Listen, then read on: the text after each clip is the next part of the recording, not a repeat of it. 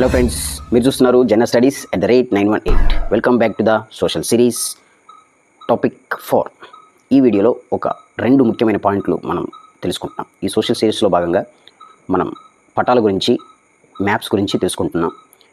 ఈ వీడియోలో ఒక ప్రాముఖ్యమైన విషయం గురించి మనం తెలుసుకుందాం. అదేంటంటే అనాక్సిమండర్ తర్వాత మిలిటస్కు చెందిన, అంటే మిలిటస్ అనేది టర్కీకి చెందింది, అనాక్సిమండర్ అనేది గ్రీకు భౌగోళిక శాస్త్రజ్ఞుడు.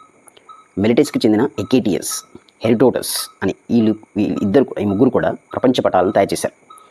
వీళ్ళు కూడా బాబిలోన్ వాళ్ళు నమ్మిన విధంగానే ప్రపంచం గుండ్రంగా ఉందని నమ్మారు. తర్వాత గ్రీకు మధ్యలో ఉందని నమ్మారు. ఈ గుండ్రని ప్రపంచం చుట్టూ అనేక దేశాలు, ప్రాంతాలు ఉన్నాయని వీళ్ళు విశ్వసించారు. విశ్వసించి ఏం చేశారంటే వాళ్ళు చూసిన దాని గురించి అనేక ప్రదేశాలు తిరిగి పటాలను తయారు చేశారు.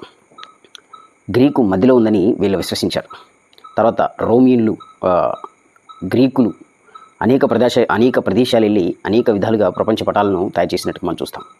2300 సంవత్సరం క్రితం ప్రపంచాన్ని జయించిన ది అలెగ్జాండర్ అనే వ్యక్తి మన భారతదేశానికి రావడానికి గల కారణం ఏంటంటే పటాలే. ఈ విధంగా మ్యాప్స్ యొక్క పరిణామ క్రమము చెందుకుంటూ వచ్చింది ఫ్రెండ్స్. సో మరొక ముఖ్యమైన అంశం గురించి మరొక వీడియోలో మనం కలుసుకుందాం.